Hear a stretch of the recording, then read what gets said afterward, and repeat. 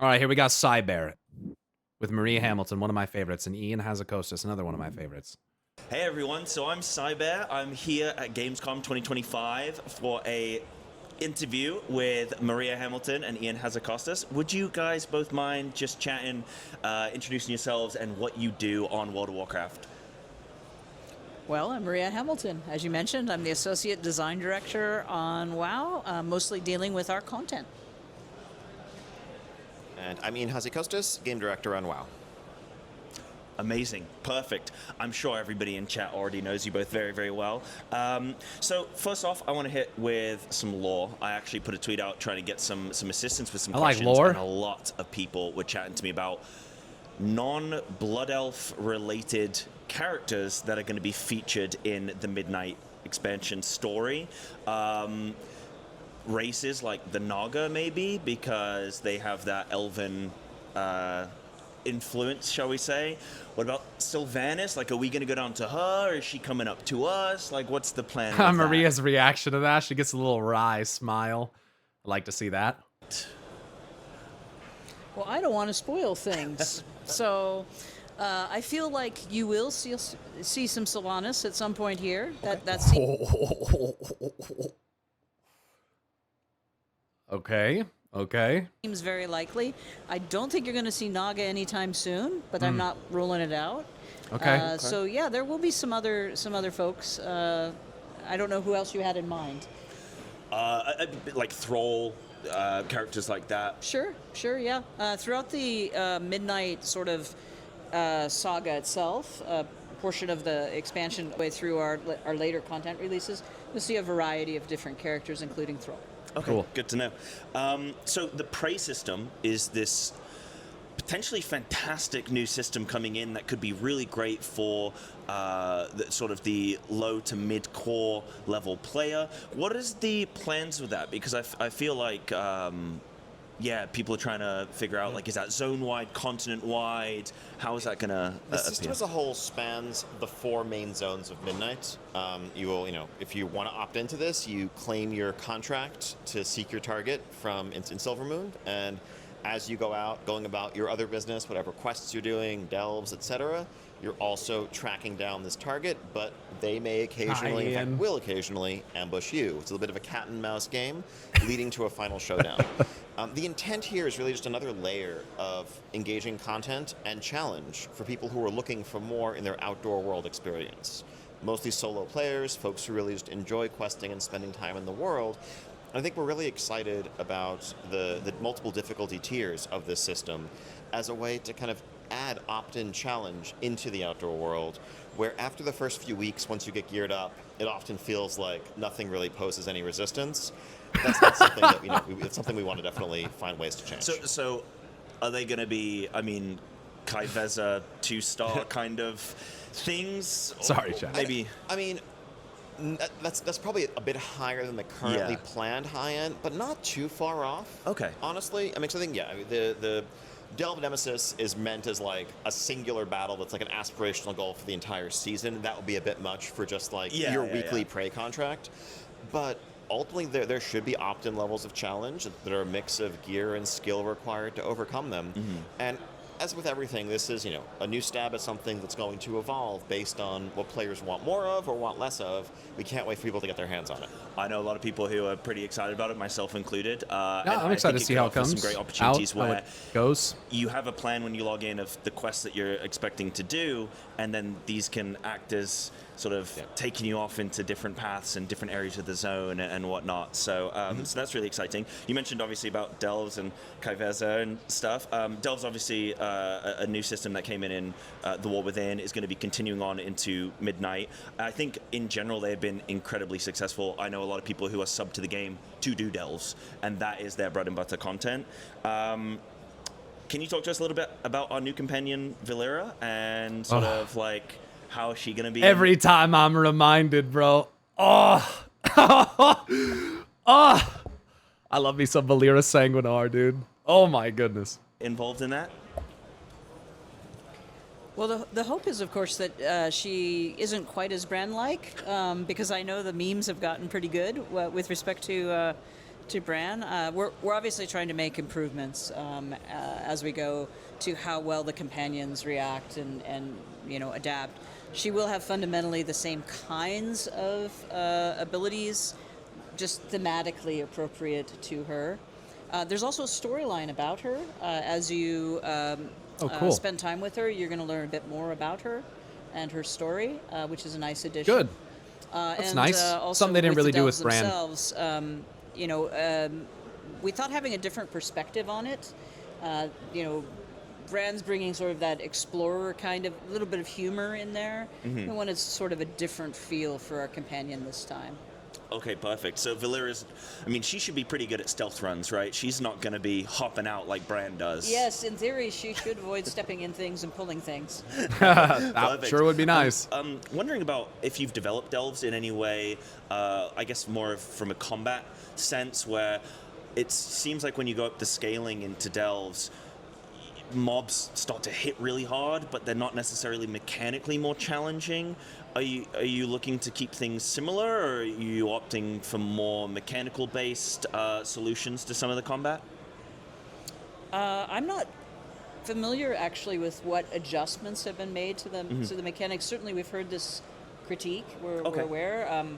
I play a lot of delves myself, and I see that difference, that jump, and they do become very, very hard hitters. But I'm going to pass to Ian because he might know. Yeah, I think we're still dialing in the tuning, right? I think we're at the stage, still pre-alpha, where we have, we're creating the environments, we're spawning them, we're, building that out. I think when we look at the tuning, though, I agree with that feedback, and it's something that I think has a lot of potential to get away, to add more granularity and more fine-tuning, so it's not just, well, it's the exact same experience, but you get punched 3 times as hard. I don't know that we're looking to add totally new mechanics or affixes or anything like that, but there are other knobs, like how fast spells are cast, what cooldowns are, that can make things a little bit more intense, a little bit more challenging, not in addition to the numerical scaling, but kind of moving some of that numerical scaling into this other bucket to create a more well-rounded experience. Totally. Yeah. Honestly, we've potentially even looked at some changes like that for Mythic Plus as well. Nothing specific to announce there. Let me hear that again. Challenging, not in addition to the numerical scaling, but kind of moving some of that numerical scaling into this other bucket to create a more well-rounded experience. Totally. Yeah. Honestly, we've potentially even looked at some changes like that for Mythic Plus as well. Nothing specific to announce there, but pure numeric scaling has its limits. Yeah. And we want to. The goal is to create increasing difficulty, but difficulty can exist along many axes. Yeah, I use mechanical, variation as one knob to tune, but you obviously covering some very good ones there as well. Absolutely. You speak about Mythic Plus, and that's something that I'll jump on there. You find that you go up to certain key levels and you get random damage, pot shot in Priory, for example, and you just, without a weak aura that's like blaring in your ear telling you that you're being multi-targeted, you'd have to manually be clicking different mobs and whatnot to find out if you're targeted by these things. Same thing with Easy Throw Dynamite in Floodgate. Various examples of this. Are you guys looking at tuning down some of that random instant damage that goes out? So we're looking at a couple of aspects. Certainly, I think we've taken to heart feedback and pain points that have had to be manually adjusted. And I think you might have seen changes in philosophy to Mythic Plus over the course of War Within. We're approaching Midnight. It's a good question. From a foundational level with those philosophies in mind. And so I think that's how polls will be constructed. That's how mechanics are being thought of.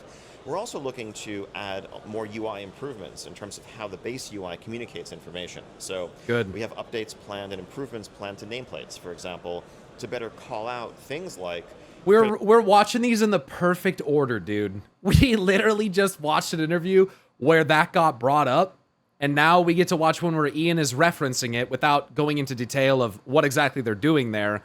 It's so nice because we know what they're doing there.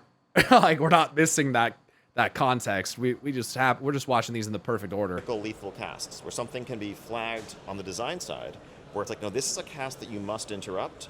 It will have a larger, flashier, shinier cast bar on the nameplate so that you don't necessarily need feel like you need a weak aura or a nameplate mod to load those things in, and the game is giving you the information that you need for counterplay. I think a great example of one of those improvements is Gambit coming back into the expansion, and Hillbrand, I think it is, the first boss.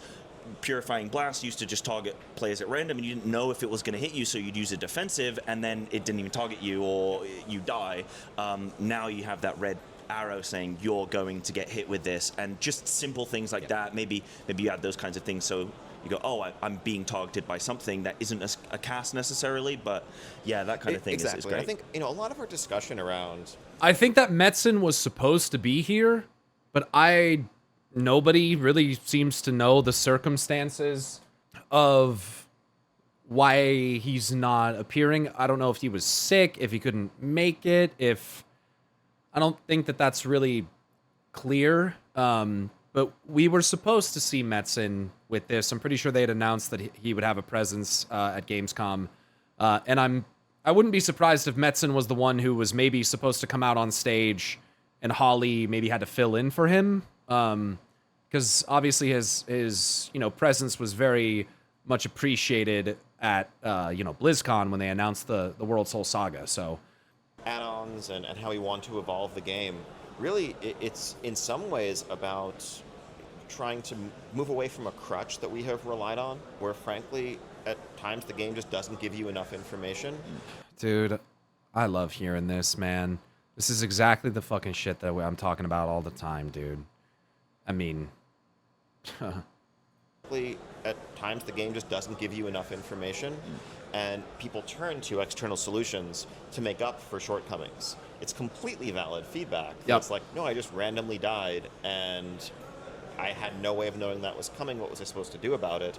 We should be doing something to improve the affordance of the ability to give you some counterplay. Yeah, and I'm somebody who is very default gamer oriented. I don't really use any add-ons for a lot of stuff. My guild actually hates me for it, but I'm so happy of the culture, and I know that we're not a mythic race. I mean, we are. We killed well, nothing to fucking, I'm not bragging here, but we killed 3 mythic bosses as our little casual, barely have enough players to pull a mythic boss fucking guild, and there are people in the guild who use add-ons, and that's fine, but I have made it very clear that there is no requirement for add-ons. You don't need weak auras. You don't need DBM. If you can play without those things, I don't give a fuck. That's great. That's great. So, whatever. I just, have a fucking probably at least a damage meter. But besides that, yeah. So culturally, I'm really happy that our guild is like that. But, if we wanted to go to the crazy levels of pushing mythic and clearing the mythic raid in the first month or whatever, then yeah, we would probably be using weak auras and shit. It's nice that Blizzard is going to be adding some of these things, so I'm really looking forward to the nameplate additions, the DPS meter that's going to be coming in, all that kind of stuff. That was exciting to hear about. Moving on a little bit more to, on the same Midnight will have a DPS meter, Sky Inspector. Yeah, we actually just watched the interview where they talk about that before this one, where they talk about the timeline and the DPS meter and things that they'd hinted at before, but more explicitly say yep, that's coming. So yeah, super excited about mostly the, UI UX improvements regarding DPS meter and stuff. Again, timeline for me is hit or miss, but of Mythic Plus, but also some of the raiding side of things and the sort of more competitive content. In terms of boss tuning, I think very much during the race, we're in it right now, and guilds that aren't in the race side of things, so top 5 guilds, let's say, some of the tuning seems quite aggressive at times, where you just go from a boss like Forge Master Araz, I believe it is, and then gets tuned, and then suddenly it's mega easy. And then for guilds fighting for world ranks, I feel like that's a bit of hyperbole, because it doesn't always take much tuning to make something feel easier. Mega easy might not. I don't know, dude. I feel like these are all subjective terms and perspectives of might be mega easy for your guild, but that doesn't mean it's just going to be mega easy for I don't know. When it comes to raid tuning, it's just one of those things of these guys are pushing and farming gear to a raid and really getting to these bosses sooner than is normal by any stretch of the imagination. your average guild who, I don't know, dude. Using the world first raiders and the way that they experience the game as an example is, I don't know. Kind of has like a weird effect on their progression. Do you want to speak a little bit to some of that? Sure. I mean, I would note, I think, as of the time of us recording this, Araz is still like a significant brick wall for the majority of Hall of Fame, let alone cutting edge guilds. Exactly. Like, just because it became easy for Liquid, that is not indicative of most people's experience at all. I feel like this is a plague in the WoW community. Like, there's way too much focus on what these guilds who are people just don't like they don't appreciate how insane these guilds are. They don't appreciate it. Like, it's been normalized to them where, like, if they see Liquid like smash a boss, they all of a sudden think it's easy. Like, that's just not the case. Like, these guys are on a different level. But yeah, I think, you know, we definitely try to strike a balance there. Ideally, progression should be a smooth experience for players of all skill levels, and you should never be in a position where you've beaten a boss and the next one feels impossible until it gets nerfed at your current skill level.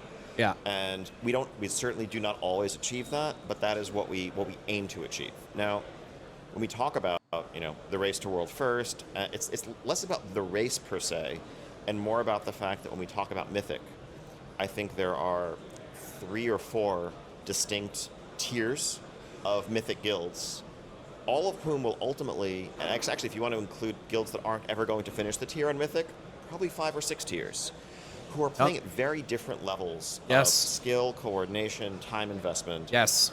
All of whom want to have a challenging and rewarding progression experience. Yep. Right? And if you're facing a boss that feels hopeless, that is not rewarding. If you are steamrolling a boss that you kill in just a few attempts in a single night, that's not what a lot of people are looking for from Mythic raiding. Yep. And so when there's such incredible variance in skill, when, you know, a group of players that and I think that what Ian says right there, this incredible variance of skill, this is something that I think a lot of players don't want to accept or don't realize, is that the difference between you and Fired Up, I mean, we're not in the same ballpark here. You know what I mean? Like, I'll speak for myself. The difference between me and Fired Up, we're not in the same league. And I'm a pretty good player. He's the best in the world. There's just no comparison. A lot of people are looking for from Mythic raiding. And so when there's such incredible variance in skill, when, you know, a group of players that are maybe top 50 in the world are just seemingly incomprehensibly good in the eyes of a rank 500 guild, yet they themselves are not even in, you know, Liquid or Echo or Method Shadow. Yep. How do we make content for all of those groups simultaneously? Yep. And where that leaves us generally is progressive difficulty with the recognition that, you know what, it's okay that bosses 6 through 8 of an 8-boss raid really are tuned for the top 5 or so guilds in the world for the first few weeks of the patch, because only the top 5 guilds in the world are going to be seeing those Exactly. in the first few weeks of the patch. Exactly. And then, you know, But that doesn't, people carry the attitude, though, and tell me if I'm wrong, that the raid is just forever tuned for those people. You know what I mean? That's the attitude that I get, that I think that I see from people. That like, oh, all bosses, all raids forever, it's tuned for those people. Why is it so hard? I don't think that's the case, and based on what Ian's saying, that's not the case. Nerfed after those guilds have beaten them, so that when the next wave come, maybe the Hall of Fame guilds, they can have that satisfying 50, 60 pull experience over the course of a couple of weeks that feels attainable. Then after they've beaten them, we'll nerf them again for the cutting edge guilds that come along, so they can have that experience. So it is something that you keep an active eye on, and you're looking at looking at the numbers and the data and that kind of thing. And that's not to say that we don't miss the mark there sometimes, right? And so whether it's, you know, Brood Twister Avanax, for example, in the first tier of War Within, you know, anytime there are bosses that maybe are too easy up front, or a giant spike in difficulty that leads to a guild having that situation where they made relatively short work of one boss and then just ran into something impossible, that's a mistake on our part. We want to avoid that ever happening. Yeah, I mean, I don't envy you guys. It's a really difficult job doing the tuning when you have so many other variables to consider, tier sets and so many different specs in the game. It's player skill, and I think it's a good thing that Cyber is saying this, and I think that more people should adopt this attitude of recognizing that it's really hard. And talents and everything, so no, I appreciate that. 10-man Mythic mode? Potentially? In a game with 13 classes and 40 some odd specs and counting, 10 is a challenging number for us to really tune around at a very sort of bleeding edge level. I think we've really embraced flexibility in all of our other raid sizes, but for Mythic, I think when we're trying to create mechanics that assume the presence of every class, and we're trying to create mechanics that have interesting layers like splitting your raid up into different platforms or whatever else, all of those things kind of break down if you don't have a certain critical mass of players. So you like 20 and as so a... I think 20 is where we're likely to stay for some time. Okay. Fair enough. Fair enough. And as they add more and more stuff, I can't imagine that is really going to change. Perfect. The new tier is, I guess, a little bit of like a throwback to maybe Kata and Pandaria, with sort of multiple raids releasing within a small time frame of one another. Can you speak a little bit more to the 3 raids releasing at the beginning of Midnight and sort of what your plan is for that? How you expect the average guild maybe to progress through those? I think the idea is ultimately more variety and more flexibility and freedom for players as they approach their raid week. I think, we've kind of fallen into a pattern of having 8 or so bosses in a single raid per tier. And if you're a raider, that means you're spending all of your raid time in kind of one a single instance. environment. Yep. Maybe can get a bit oppressive over time. Yup. Yes, bro. Yes. Talk about that variety. Love to see that.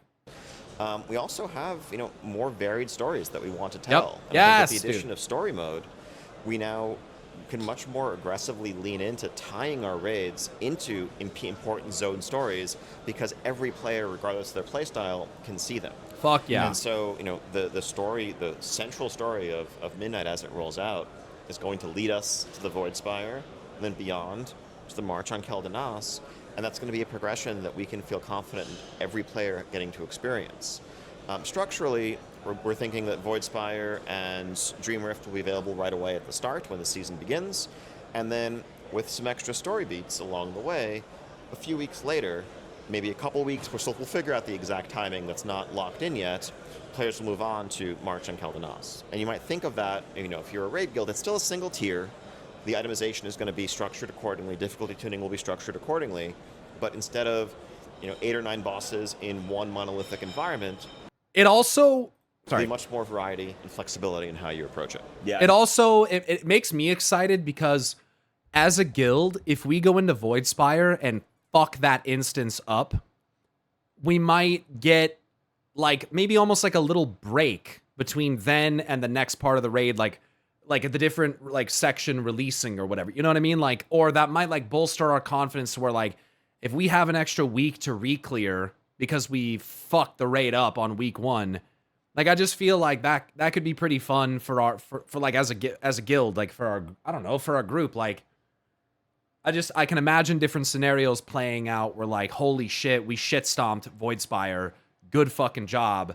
We get, maybe we don't even have to raid on Wednesday because we cleared the fucking raid. There's no raid on Monday. Fuck yeah, dude. And then next week, we'll go in and take out Dream Rift or do Dream Rift or whatever. And then I don't know, I could just kind of see that affecting the raid in a way that you might not really anticipate. I don't know, in a good way or maybe a bad way. I don't know. I think that's great for the story team as well, to be able to actually tell these stories through the combat as well, and I think that's a great idea.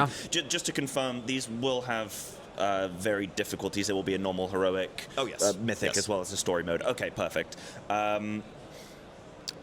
Maria, I'm so sorry. I've got so many combat questions. I don't mean to... You got Ian here. You do it. So I wanted to speak a little bit about Mythic Plus. Any plans for any sort of updates to any of that? I mean, we had Resilient Keys come through with the War Within. any plans for maybe like a solo queue up to the gear cap or something for people to maybe jump in +2s, +4s where, you know? No current plans for solo queue, and I think our concerns there remain that random matchmaking and queuing and difficult content that has a real possibility of failure have tended to not be a good match. They tend to lead to frustration and to toxicity. We want to do more to improve the experience for damage dealers in particular in finding groups. We want to do more to improve the experience for damage dealers in particular in finding groups. I think we want to look at how we can improve our group finder experience to let people, find people who are like-minded in their goals more effectively, because that's what a lot of it boils down to. If you want to learn, how can you find people who are interested in learning or interested in teaching, rather than finding people who are interested in very efficiently getting their vault done for the week, who don't care about you learning and don't want you there. Mythic Plus, I think we've continued to evolve it over the course of the War Within. I mean, really, it hasn't been a single philosophy for the expansion. It's been patch over patch evolution. So I don't think we have, currently, as we sit here having this conversation, we are, 2 weeks in to the current season, to the current dungeon pool. We're going to see how that plays out. We're going to learn lessons from it. We're going to apply those lessons to Midnight. But I don't think we see Mythic Plus as like an expansion over expansion system. It's a season over season system. And so we're currently applying lessons learned from Season 2, and we'll see what those are and how to apply them to Midnight going forward. To be honest, I think Mythic, personally, I'm really enjoying it. I've had a blast this whole expansion on it, so awesome. I don't think you guys are too far off the mark anyway. One thing I would maybe suggest, though, is I find that a lot of the time you might be able to jump into a key, let's say like a plus, but the key in your bag is like a +2, and then you do the +8, and then it would be cool if your key, if you time a key, like the key in your bag gets elevated or something up to maybe 1 key level below what you just completed. That way you can sort of get keys that you actually care about, because you find after 3-4 days into the season, nobody's doing +2s, and everybody's trying to do heroic track dungeons and that kind of thing. That's a good suggestion. I think that, it's really it's mostly applicable to the first week of a season, because after that you're getting your key from your vault. Yeah, but in that first week, it's a good point. Well, I mean, unless you skip a week, Ian. I mean, I get what Ian's saying. Like, if you recurrently or concurrently do your keys, yeah, but like if you take a week off and come back, you're not gonna have a key. You're gonna have to go get a new one. Right, so that's not really... Yeah, add resilient 6s. Agreed. Yeah. 2 more questions? Okay. I get it. Is there going to be a Season 4 of the War Within? No, there is not. Okay. There's been lots of content that's sort of in the game that could No be... Season 4. Not surprising. Reutilize, like island expeditions, Torghast runs, that kind of thing. Have you ever thought about putting some of those in like a weekly roulette package, and you go and do, 1 island expedition, 1 Torghast run, and you get some rewards and that kind of thing, maybe for housing content? Those are fun ideas. I think philosophically we want to... That was a very clear no from Ian. Yeah, I mean, we got other shit to do. Philosophically, we want to make use of the wealth of content that we have over the course of 20 years of the game's history.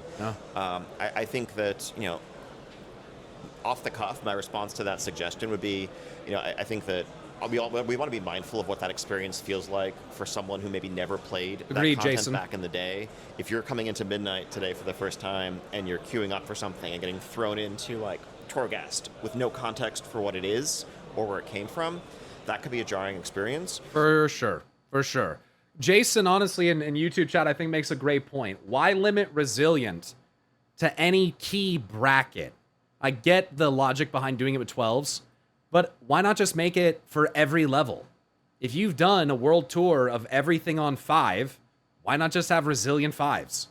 Like, why even restrict? Like, is it not just beneficial to just have it available at all times? Like, whatever your highest overall key completion is for each dungeon, whatever the lowest one is, make it resilient. But, if we look at what we recently did just a couple months ago with Horrific Visions, kind of having a structured reintroduction of that system, I think that approach for islands, for Torghast, for other modes could be something that makes a lot of sense that we do see down the line. Yeah, That's good to hear. Because some of those things, like if you want to go as a new player and unlock island expeditions, you have no idea it's even in the game and how to get to it. So even just signposting some of that stuff would be great. Do I have time for one last quick one? Because I haven't been able to talk about hero talents, and I'm really fascinated about how you feel they've been in the expansion. I think the hero talent tier sets in particular are a great tool for you to be able to say, hey, we want to make this hero talent shine a little bit in various situations. Can you talk to us a little bit about some of the hero talent improvements coming in Midnight? There will be a couple of nodes added to the existing hero talent trees. Paul's going to talk a bit more about that at a panel tomorrow. But I think overall we're happy with how hero talents have played out in War Within. I mean, the goal was an extra dimension of fantasy and customization that didn't add too much complexity. Because at the end of the day, it's just a binary choice. Like You remember how much shit people talked about hero talents and how unbalanced and stupid they were going to be? And how just kind of like perfectly fine they've been the entire time? You remember that? Remember when they first started talking about it and people were losing their minds? This is going to be so bad. It's going to be so unbalanced and yada, yada, yada. And then it just like hasn't really been a problem. There's like a couple outliers like Herald of the Sun. But other than that, it's just like great. Each of these add too much complexity. Because at the end of the day, it's just a binary choice. Like each of these talent trees has many components to it, but you're not moving around 10 points individually. You're just making this switch between one or the other, depending on your preference, depending on a setting. And that's something we're trying to be mindful of, because I think our game is complex, and our classes are complex. There's a lot of combinatorics there. Our skill ceiling is quite high. We want to add new goals. We want to add new power that you're going to earn as you level up. But we want to be mindful that we're not overwhelming people as we do so. Great interview, dude. Another really, really good set of questions, man. Here's another one with Mr. GM, which I've also heard good things about. Hello there, and welcome back to another developer interview. I'm here with Associate Game Director on Midnight, Paul Cubitt, and Lead Combat and Systems Designer, Jade Martin. Hello, guys. How you doing? Hello. Yeah, welcome to Germany. Good to see you. I hope you're having a good Gamescom. Yeah, hey, great to be here. How's the jet lag? It's better now. Yeah. It's just getting better in time for us to return to the States and then it all to be reset again. Yeah, that's literally what happens every BlizzCon for me, because we fly in Thursday and then by Sunday we're like, all right, and then it's time to go home. So, but yes, Midnight is coming, 2026, and it was pretty exciting actually to do it here, and like obviously having a big Blizzard presence has been awesome. Like having the booth and everything like that does feel like a mini BlizzCon. I did want to start by talking about the Demon Hunter spec with you guys. So that's exciting. Firstly, I didn't write this one down, but I did just think of it, but it'd be quite cool. So there was a lot of like, obviously teasers for it in Koresh, right? So, and the community obviously got very excited about it. How does that feel? And obviously it was intentional, right? I presume. How does it feel to see like the community getting excited about something that perhaps wasn't announced at that time? Yes, very much intentional. It was great. The speculation that began. I think there were doubters and naysayers, and then there were truthers. And it was fun to see the speculation on Reddit forums, Discord, the Wowhead posts, everywhere. Right? Yeah, it was enjoyable. It's great when we can kind of tease those things and let the speculation run wild. Sometimes it even fuels our imagination, where someone might bring something up and be like, "Hey, not a bad idea," right? So like, there's some cool stuff. Yeah, I'll add too that like this was done to tease and for fun, but it also gives players a little bit of like a level setting for what Devourer is about, because anytime you introduce a new spec like the Devourer, it's useful to know like what can I expect. Players who have played this raid will say like, oh, it's like that guy who used those abilities to kill me in my raid numbers. Now I get to use those abilities on my own enemies. Yeah, that is awesome. The community went mad for it, like as soon as it was announced. But I think even the Demon Hunter Discord had like a secret channel where they were like kind of hoping that it was going to be announced. So I'm sure they're really happy. That's cool. Kind of sticking with the Demon Hunter spec. Obviously, I presume it's. Well, okay. I'll just ask the question. I have a guess when it is, but anywho, when can we expect it? Yeah, so it'll be available in pre-patch to play, and there's no questing, no unlocking of it. You'll just be able to switch it into the third spec Devourer and play. So obviously it's a third spec. Is there any sort of like associated like hero spec with that at all? Oh, great question. Something that we haven't really covered, but yes, there is going to be another hero talent specialization. Working name right now is the Annihilator. Great. It is super cool. You hurl void comets from the sky as you basically the current playstyle gameplay of that is as you build Fury, you call down comet storms, and if you're Vengeance, which this is probably maybe a lead-up question, you actually call down Fell Comets, right? Wow. So what we're doing is for Vengeance, you will be able to be, you'll no longer have Fell Scarred, you will now have Aldrachi Reaver and Annihilator, and as the Devourer, you will have Scarred. Obviously, you can't be Fell Scarred anymore, right? We might actually call it Void Scarred, that's still kind of TBD, and then the Annihilator. Excellent. That was like all the follow-up questions as well, so that is fantastic. I guess kind of a double header here. So like, what weapons can they wield? Are they wielding still like glaives and everything like that? Yeah, so they're going to be wielding glaives still, but we are exploring some different things that we haven't announced. Is actually potentially doing intelligence glaives, but it only swaps for their specs, so they'll still have Agi on them if you're playing Havoc or Vengeance. But a lot of their visual effects, I don't know if you guys noticed in the gameplay reveal trailer, have scythes associated with them, so that thematic, as they use their void and how it manifests. I mean, like, does that really... I mean, I guess it's just a thematic thing, because ultimately that doesn't... is more through size, and their glaives will be sheathed on their back.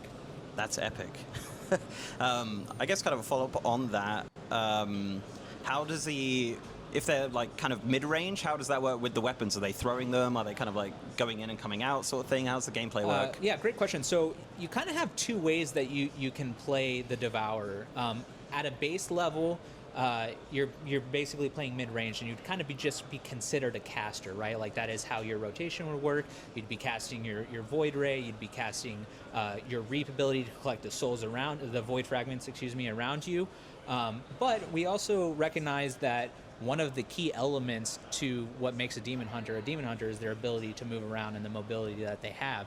And so what we wanted to do was play into that with some of their talents that enable kind of like a hybrid build of moving in and out of melee combat at a decent cadence. This isn't something that you're going to be doing super frequently, right? Like you're not going to be doing it every 4 or 5 seconds. So that would kind of be hard to get a bearing on your surroundings. But you will be hopping in and out to kind of play into that melee aspect and mobility. Yeah, it's a lot like Red Mage. That's awesome. Is there Sounds any kind of cool. lessons you guys learned from like the Evoker being a mid-range spec? Yeah, I mean, I think one of the things that kind of makes Evoker work from mid-range is their ability to the mobility that they have, right? If they need to be into a melee mechanic, if they need to be in a range mechanic, if they need to get to a group to clump, obviously they're not playing from range, so they're a little bit far away. Yep. So mobility is a key for them to kind of interact with the gameplay space. And obviously Demon Hunters have a lot of mobility too, and kind of felt like a really good fit for them, so we wanted to make sure we lean into that and give them the tools that they'll need to be at that mid-range level. Incredible. Really looking forward to it. Being in pre-patch, that's scary soon. I'm really excited. There was actually a YouTube short they posted with all the animations from them. Yeah. Oh my goodness. Yeah, I will just say our team knocked it out of the park. The visuals are cool. Their key ability inside of Void Metamorphosis, which is only available when you are in Void Meta, is Collapsing Star, and it is like my favorite ability in the game, right? As you collect Void Fragments inside Void Meta, you build up to being able to use Collapsing Star, and then you just hurl this like huge epic Void Bomb essentially at your enemies, and it deals a ton of damage. Like an anime finisher, basically, right? Exactly. 100%. I love that. I guess kind of sticking with Spirit Bomb, which I'm pretty sure is also an ability that Demon Hunters have, right? classes and things like that. With talents, obviously, we're getting 10 more levels. Yes. Presumably 10 more talent points. Could you talk a little bit about how the talent points will work, going from kind of 80 to 90? Yeah, absolutely. So starting at level 81, you'll unlock a new talent point. So you get 10 total talent points in Midnight, and we're going to be splitting it up between each of the trees. So you'll get 3 for your class tree. To kind of spend however you want, right? There's probably not going to, there's probably not going to be any new. So we kind of heard this, some of this earlier before as well. One of the first ones that we watched. 3 new hero specialization points, and you're probably thinking, well, how does that work? Mm-hmm. All of our points are allocated, right? So we're going to be adding an additional column with 3 new hero talent nodes that you'll be able to put points into for each of the specializations.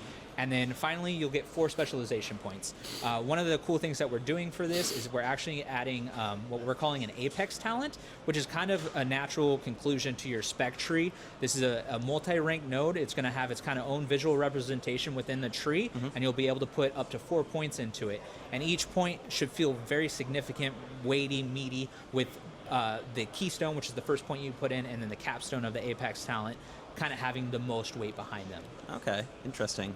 Is that kind of in Legion Remix we had something similar, I guess, right? Looking at the talent trees for that, is it sort of kind of like that, I guess? There's certainly I mean there's certain some similarities. They use the same talent system, right? Yeah. And so there probably something there, but I would say it's definitely its own unique thing. Okay, excellent. Completely separate, I guess, now. I want to talk about the Haranir. Obviously, the announced allied race for Midnight. So a couple things on that. I guess, obviously, we met the Haranir in the War Within. We kind of spent a little bit of time with them. Didn't know too much about them. Still, kind of at this point, we don't know a ton about them. But they play a pretty big role in Midnight. How does the story of the Haranir fit into the kind of overarching Midnight narrative? Yeah, the Haranir we have been sort of intentionally mysterious. They're, as a race, they're insular, they're hermetic, they don't like to kind of leave their home. We've met Orwena and a couple of her followers, or hangers-on, her crew, and Orwena's a little different. She has a little bit more of a direct tie to her goddess, and that has caused her to leave their home and start reaching out for help, to start talking to us. Again, not normal for Haranir, not something that they normally do. Once we get into Midnight, we are going to run into Orwena again, have reason to return with her to her home world of Harandar, and meet the rest her of her home world, he just called it, Lamau. Don't know if he meant to say that, but that's a way of describing it. People and learn more about what they're about. Like I said, very hermetic, very insular, but they have this direct tie to their goddess, and they're very tightly tied with the nature of Azeroth itself. Their home, Harandar, is where the roots of the world tree is intertwined. They're very tightly tied with the history of the world, and they have a different perspective on it, having kind of been on their own for so long. So our job in this expansion, at least in the beginning part, when it comes, the edicts of the Freysworn predate the edicts of the Oathsworn. It wouldn't surprise me if the story about the Earth Mother was actually more about like Eonar and her involvement on Azeroth before the Titans ever showed up. The other Titans or something like that. I can't wait to learn more about how all this ties together. To the Haranir is to convince them that this fight against Xal'atath is a fight worth fighting. It's an existential threat to Azeroth, and they should come join us on the surface. And if we're able to do so, hopefully, fingers crossed, then they become an allied race and are able to you're able to roll as one. Fantastic. I guess with that, could you say anything about the racials, perhaps, if we're at that point yet? Yeah, so obviously things are always subject to change, but we have a good suite of abilities that we're kind of happy with right now, so we're definitely I'll share. I don't think I've actually talked about them, so it's kind of exciting. I don't think many people have asked this question. I think I mentioned one of their racials in a previous interview. Let's hear it. So they're going to have an active ability, and they're basically going to be summoning roots that are both friendly to allies, enveloping roots that will heal allies that are inside, but also damaging. These are very smart roots, so they're able to also damage enemies within it. So this would be a targeted area that you put this down. It's kind of they're cool. also going to have innate critical strike damage and healing as part of their kit. And then let's see what else. Kind of a fun, flavorful one with a little bit of gameplay impact is they're actually going to deal more damage to aberrations and elementals, and also take a little bit of reduced damage. More damage to aberrations and elementals. Interesting. Wonder what that ability is called. And then probably my favorite one is we talked about the world tree routes. They're going to be able to fast travel between the world tree routes. Some of those fast travel points you might have to go and find to kind of unlock them, but you'll have kind of a base level of tree routes you'll be able to fast travel. That's fucking sick. What? They get their own little fucking custom transit system via tree routes? What the fuck, man? Brilliant. Well, I guess that's it for my Dark Iron Dwarf then. Rip. That's Dude, it would be pretty insane if they revealed to us places where world trees perhaps once existed. You know, what if you could, like, use the roots of Illuna here to travel to Ungaro Crater, for instance? You know what I mean? Something like that, where it's like, hey, by the way, if you haven't picked up on it by now, there was definitely a world tree here. You know, Mulgore, maybe? Incredible. Yep. Thank you for that. Yep. I guess sticking with the Haranir and Harandar as a zone, I kind of the biggest question that I've got from a lot of the community is like, where is it in relation to like on Azeroth? It sort of defies 3D definition of where it's at. So fantasy zone, fantasy location. Important to note that it is tightly tied with the world trees and sort of the nature of them. So Can't think of a realm that defies the laws of everything else that's connected to the world trees. Couldn't tell you one. Come on. Okay. We would say within Azeroth, but like where specifically? Is it underneath any particular continent or not? It doesn't really work that way. Yeah. Okay. I guess final thing on those. We can get deep into the weeds of interdimensional layer theory with that too. But there are gateways between our realm and the next one over, all over Azeroth. So obviously an allied race, presumably starting at level 10. And I guess the starting experience, do they get something similar to the Earthen or more similar to kind of other allied races? Yeah, so TBD on the specific starting level, but you should expect something similar to existing allied races. And yeah, their starting experience will be flavored around what they're all about. You're going to get to learn a little bit more about the Haranir by playing through that experience for sure. I will definitely be playing through that. And yeah, it should be like the Earthen is a pretty close touchstone for that, I think. Okay, brilliant.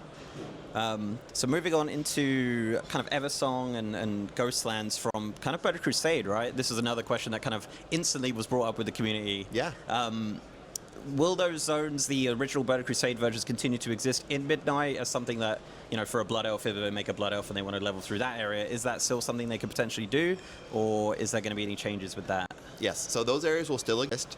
In World of Warcraft, we have this tremendous gift we have, which is the Bronze Dragons that allow us to access things that might be no longer within our current timeline. We can go back and do that. So the new updated versions of Eversong Woods and Zulaman will be added to Eastern Kingdoms and be connected directly to them. So you could just fly up there, skyride up there from Eastern Plaguelands directly into them if you wanted to. Nice. But a helpful time dragon, probably Zidormi, will be available at any time. Is to it light and get Zidormi? back I keep into calling her the, legacy Zoradormi. Zidormi, pardon me. versions of Eversong and Ghostlands, should you choose to do so. That's amazing. So that actually got my follow-up on the putting it on the Eastern Kingdoms map. So that's awesome to know. Yeah. So I'm going to ask this. I ask it every interview because people are just obsessed with it. Do we have anything in relation to more race class combinations coming? Obviously, we have the Void Elf Demon Hunter coming. But anything beyond that, perhaps? Yeah, so the Void Elf Demon Hunter is coming. This is part of, a particularly interesting sort of lore opportunity we had because Void Elves are playing a pretty big role in the story of this expansion. Sure. The Devourer Demon Hunter spec, it leans into the Void as well, and so there is sort of a convergence of fantasy there that makes it a good opportunity for Void Elves to want to be Demon Hunters. It also sort of takes a lot for you to want to be a Demon Hunter, right? Yeah. Like you have to give up a lot. So we are aware that this sort of introduces an imbalance in between Alliance and Horde, right? This is an Alliance race. The World Soul Saga. You know, it gets pretty interesting when you consider the presence of what appears to be Isn't over yet. There will be other lore appropriate opportunities for other race class combinations to appear in the future. I'd ask folks who are feeling impatient about that to be patient and wait with us.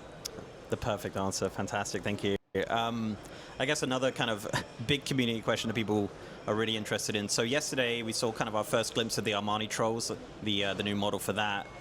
Instantly, you see any new model in WoW, everyone's like, when can we play it? So I guess, we're hanging out with the Armani Trolls in Midnight for quite a while. Is that something potentially we could see down the line, perhaps? Never like to close doors on future opportunities, for sure. I could see something like that. One thing I am excited to see is that, the Amani have some unique like hairstyles, things like that. If you were a Dark Spear troll, there's nothing preventing you from taking on those hairstyles. So actually, there's going to be some cool cosmetics unlocked specifically for Dark Spears at the completion of the Zul'Aman campaign to be able to adopt some of that style for yourself. That's fucking dope, dude. Do you hear that? You fucking finish Zul'Aman and you get fucking new customizations for troll? That's fucking sick. I'd love to be able to get like a green troll skin or something like that. They probably won't go that far, but different hairstyles and stuff, that's tight. Oh, that's awesome. Thank you. Yeah. I guess switching up to the like the raid schedule and everything like that. So it's been a long time since we've launched with more than one raid. I was trying to think about when it was. It was a long time. I feel like Mists of Pandaria, perhaps? Yeah. Or Legion? I'm not sure. Somewhere back there, yeah. Yeah. So how has that been from a kind of design perspective and just like, obviously they're very story heavy in regards to like, you know, relation to the narrative of the kind of expansion. Yep. So yeah, how's it been developing 3 raids at once?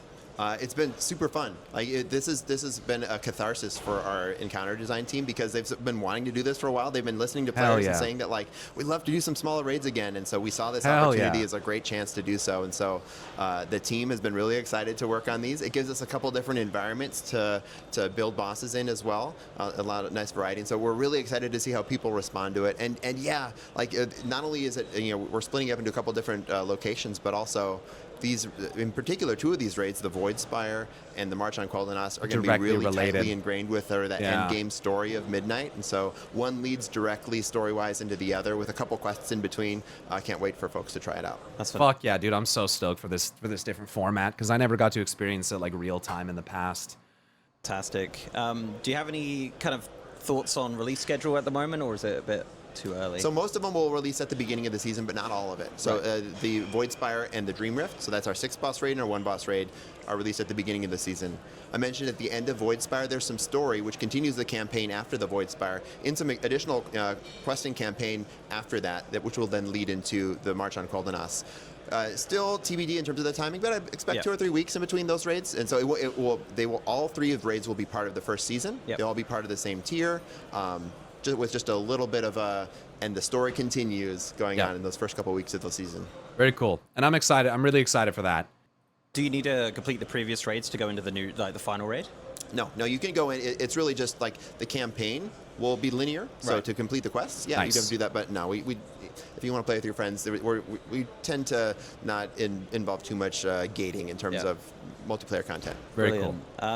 In the first season of The War Within, we saw Heroic Week come back. Obviously, we didn't see it come back after that. Is this something we could see potentially in Season 1 of Midnight? TBD on that. Okay. Yeah, that's fine. So early access is something that's...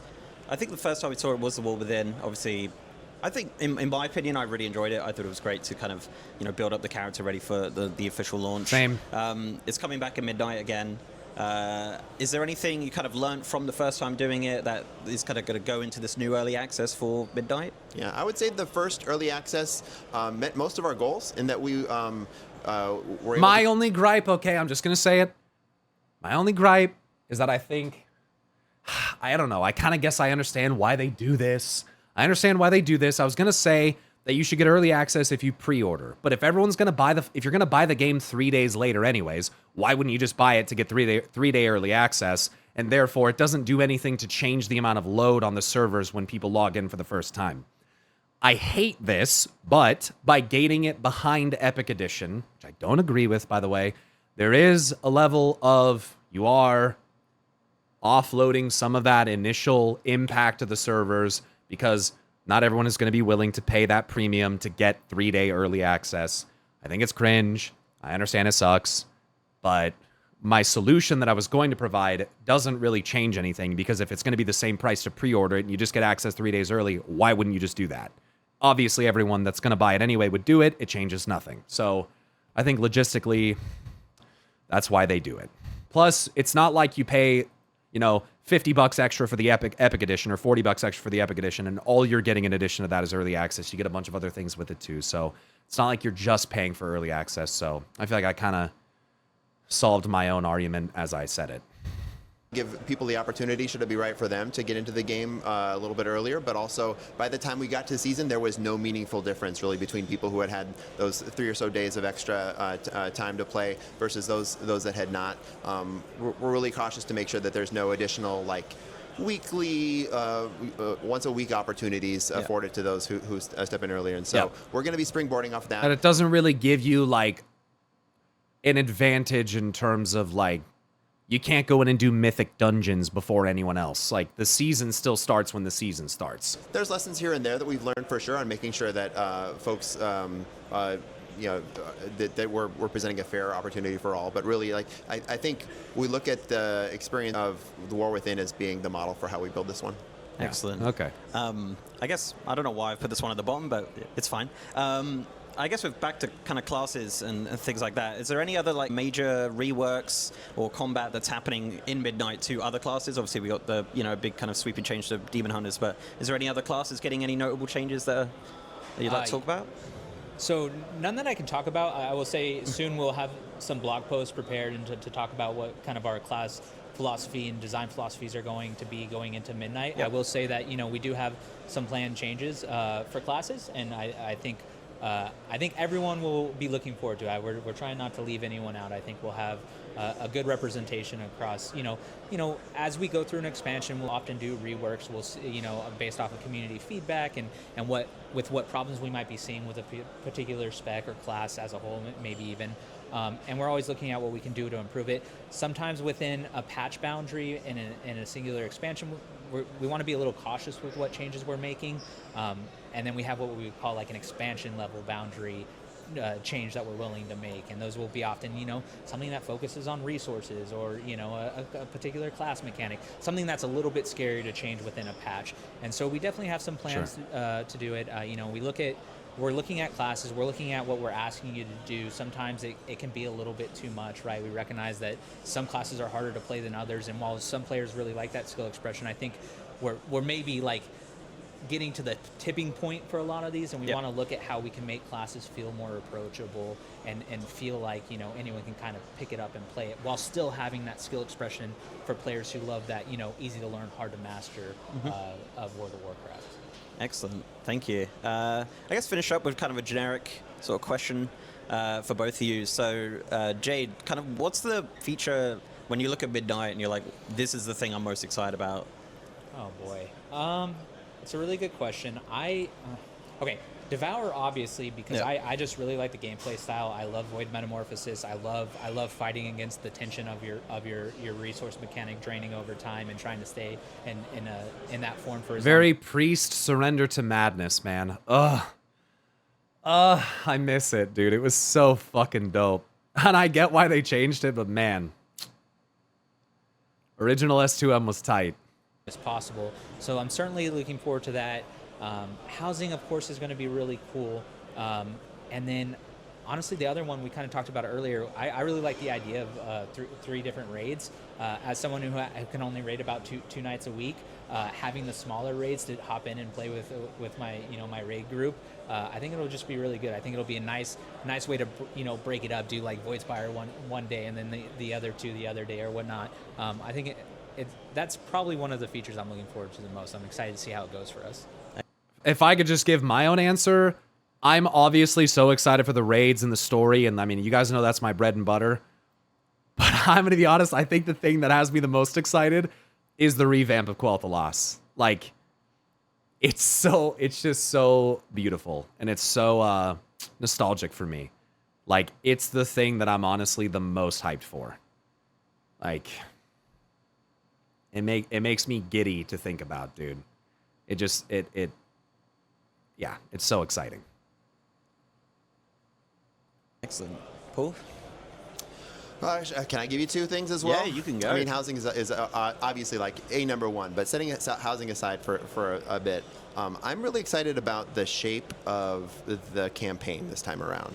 That we have sort of our overture zone of Eversong Woods, but then that lets players sort of choose which zone they want to do next. Do they want to go to Zulaman? Because you'll have learned a little bit about what's going on in Zulaman by the time you finish Eversong, and you're like, that's interesting. Do you want to go to Herondar? Because again, you'll have learned a little bit about some environment. We're going straight to Herondar. I've already said this before. we're going straight to Harinar. There's no question. I love the Amani. I love the whole troll thing. Don't get me wrong. I'm sure I'll love the whole PNW vibe of that and everything. Totally fuck with it. We're going to Harandar. I mean, especially after today when Maria fucking Hamilton was like, yeah, by the way, Rift of Alm. I'm going straight there. No question. Mental threats that'll lead you down there, and so you might want to chase that down. Or there's a third storyline as well, which follows Erator and sort of his interrogation of his relationship with the light that will take you to some legacy zones, places like Light's Hope Chapel and Strathmore. He really, every single time that this guy describes Erator's quest, he uses that word. You notice that? Every single time. He's doing it very deliberately. So like of his relationship with the third storyline as well, which follows Erator and sort of his interrogation of his relationship with the light. Yeah, and maybe that really is just the best word to describe it, but he says that every single time. Man, I feel so torn because I'm really interested in that too. I'm really fucking interested in that. So it's like, oh, that or Harandar? Like, fuck, like, fuck.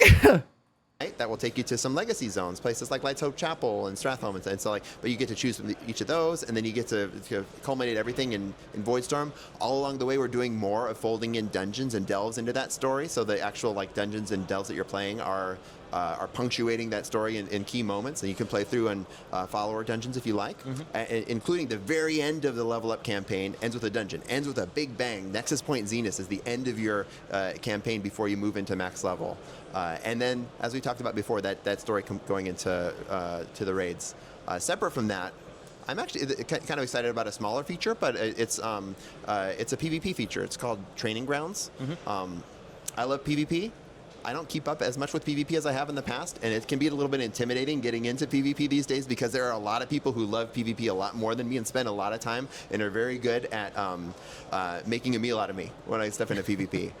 Training Grounds is a mode where you can play alongside human competitors against game-controlled opponents, but in the battlegrounds that we know and love, including Arathi Basin, I think they talked about this Silver before. Shard Mines, and Ruins of Gilneas. You can go in, learn the ropes, get a little bit better, and then maybe get better at PvP. And so hopefully that we'll get to grow our PvP audience a little bit, and offer folks. Would you guys grow up with the Zenus and Zanus? Jesus Christ, you guys. My God, what is that? What is, dude?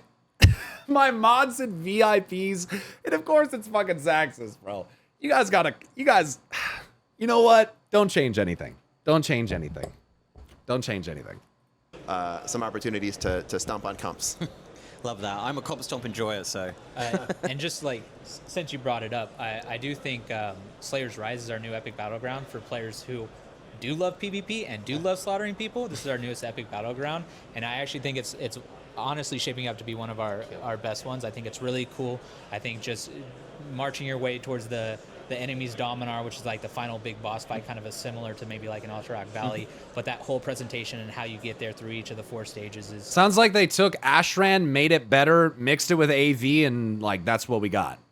Super cool. I think our PvP players are going to have a fantastic time in there. The epic 40v40, but a lot of like side Hell yeah, objectives good that interview. you can do to kind of split it up so you're not always constantly battling. That's awesome. Well, More good questions. Yo, go show love, chat. We really appreciate all the people that took their time and money, and I'm sure it's fun for them too, but at the same time to go and do this and ask these questions, man. Because without them doing that, shit, we're just sitting here at home not knowing what the fuck is going on. So